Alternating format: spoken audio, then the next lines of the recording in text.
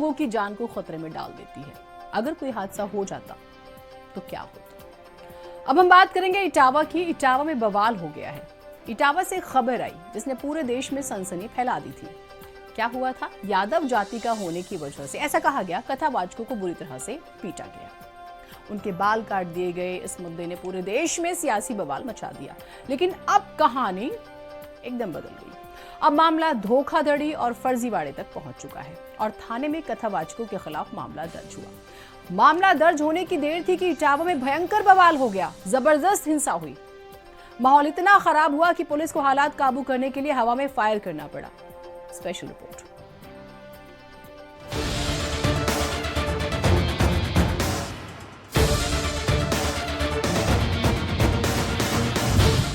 इटावा का कथावाचक कांड। पहले बनवाया फर्जी आधार, फिर किया धर्म को तार तार। कथावाचक मुकुटमणि अब होगा गिरफ्तार।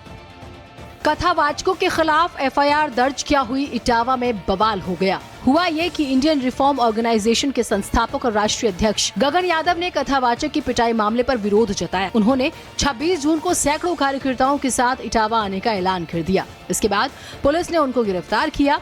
इसके विरोध में कई जिलों से यादव समाज के लोग इटावा पहुंचे। कथावाचक पर मुकदमा और नेता गगन यादव को नजरबंद किए जाने के विरोध में नारेबाजी हुई। प्रदर्शनकारी आगरा कानपुर हाईवे पर दादरपुर गांव के बाहर जमा हो गए।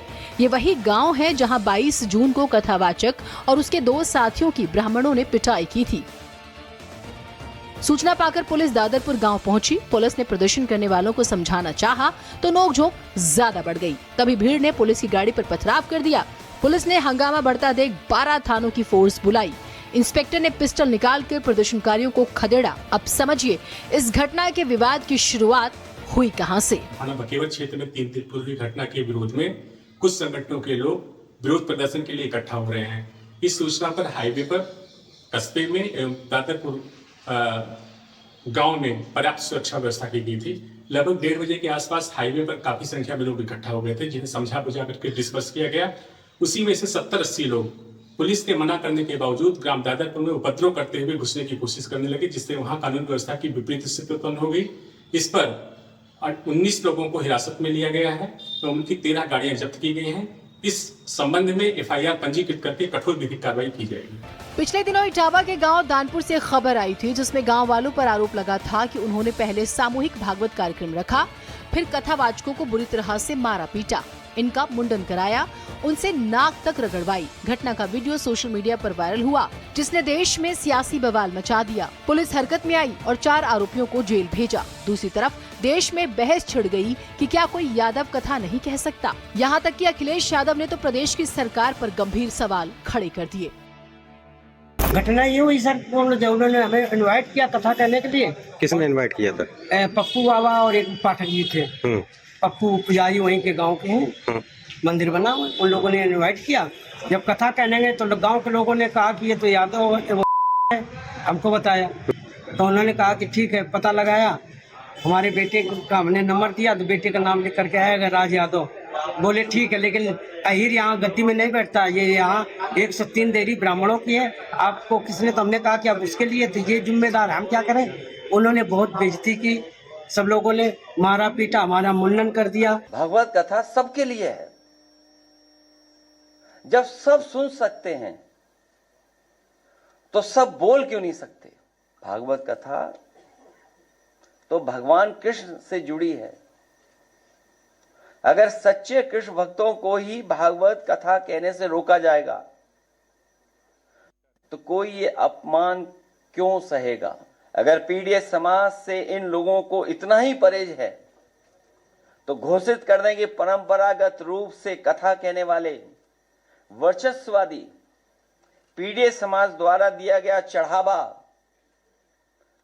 चंदा, दान, दक्षिणा कभी स्वीकार नहीं करेंगे। ये इस घटना का एक पहलू था, लेकिन इटावा के कथावाचक मुकुटमणि यादव प्रकरण में रोज नए खुलासे हो रहे हैं और अब कहानी में ऐसा मोड़ आया है जिसने सभी को चौंका दिया। गांव के ही एक परिवार ने कथावाचकों पर अपनी पहचान छुपाने का आरोप लगाया। इससे पहले इसी परिवार की महिला ने कथावाचक और सहयोगी के खिलाफ छेड़खानी का आरोप लगाया था। उनका कहना था कि जब वो कथावाचक और उनके सहयोगी को पहले दिन का भोजन करवा रही थी, उस समय कथावाचक ने उनकी उंगली पकड़ी और उनके साथ बदमिजाजी की, छेड़खानी की भी कोशिश की। इनके पूजा भी करवाई, कलश यात्रा में बगल में ही चलना, टच करना, इनका शुरू से ही मेंटल गलत ही मुझे लगा। फिर मैंने खाना पे बुलाया घर पे, तो इन्होंने हाथ पकड़ा, बदतमीजी की। ये जब गांव के बच्चों ने देखा कि भाभी के साथ बदतमीजी इसने की, हमने बताया, तो उन्होंने माफी मंगवाई, बस इतना है। पुलिस ने कथावाचक मणिमुकुट यादव और उनके सहयोगी संत कुमार यादव के खिलाफ फर्जी आधार कार्ड बनवाना और धोखाधड़ी का केस दर्ज किया। आरोप लगे हैं कि उन्होंने अपनी असली पहचान छिपाकर खुद को ब्राह्मण बताया और धार्मिक सामाजिक मंचों पर लाभ उठाया। इस पूरे मामले पर यूपी सरकार में कैबिनेट मंत्री ओपी राजभर ने तीखा हमला बोला। कहा कि यादवों ने पहले अति पिछड़ों का हक छीना, फिर मुसलमानों का और अब ब्राह्मणों का।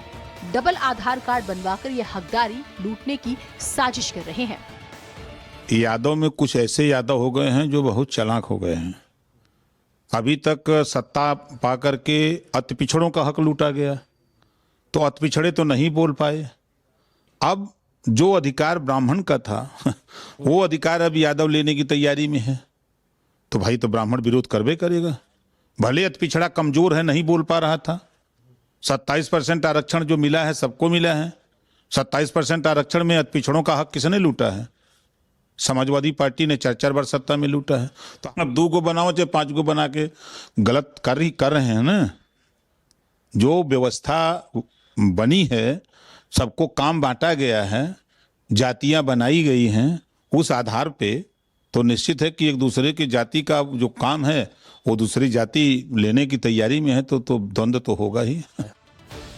सूबे के मुखिया योगी आदित्यनाथ ने इस घटना को गंभीरता से लेते हुए कहा है कि कुछ असामाजिक तत्व जानबूझकर जातीय हिंसा भड़काने की साजिश कर रहे हैं और अफसर समय रहते हालात पर काबू नहीं पा रहे। इटावा के एसएसपी, औरैया और कौशाम्बी के एसपी सीएम की फटकार के सीधे निशाने पर रहे। उन्होंने चेतावनी दी, अगर किसी भी जिले में ऐसी घटनाएं दोहराई गई तो जिम्मेदार अफसरों पर तत्काल कार्रवाई होगी। सीएम योगी ने सभी जिलों को अलर्ट करते हुए कहा, जातीय सौहार्द हर हाल में बनाए रखा जाए।